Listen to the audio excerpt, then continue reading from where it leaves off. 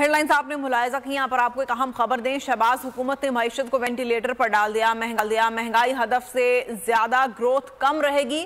I am F کی world economic out لک report جاری، I am F کی رواں مالی سال جی ڈی پی گروتھ 8.5% رہنے کی پیشگوئی، مہنگائی کی شرح 27.1% اور کرنٹ اکاؤنٹ خسارہ جی ڈی پی 2.3% تک ہوگا۔ بول نیوز کے نمائندے عمر حیات سے اس بارے میں جانتے ہیں۔ حیات، آگاہ کیجئے گا اس رپورٹ کے بارے میں۔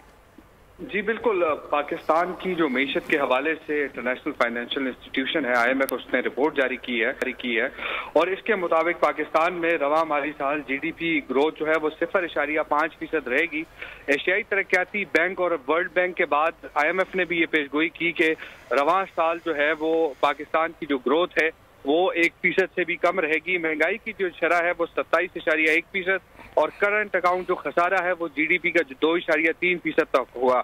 اور بے روزگاری کی شرح میں بھی جو ہے جو گزشتہ مالی سال 6.2% تھی اور 2023 میں یعنی اس مالی سال کے اختتام پر بے روزگاری کی جو شرح ہے وہ 7% تک پہنچ جائے گی۔ اور آئندہ مالی سال ملکی معاشی صورتحال میں بہتری کی پیشگوئی کی گئی ہے اور آئندہ مالی سال جی ڈی پی گروتھ جو ہے وہ 3.5% اور مہنگائی جو ہے وہ کم ہو کر 21.9% تک آئے گی۔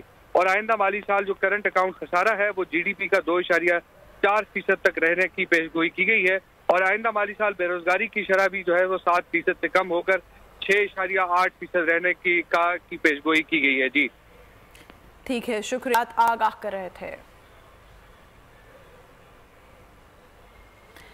اہم خبر آپ سے شیئر کریں۔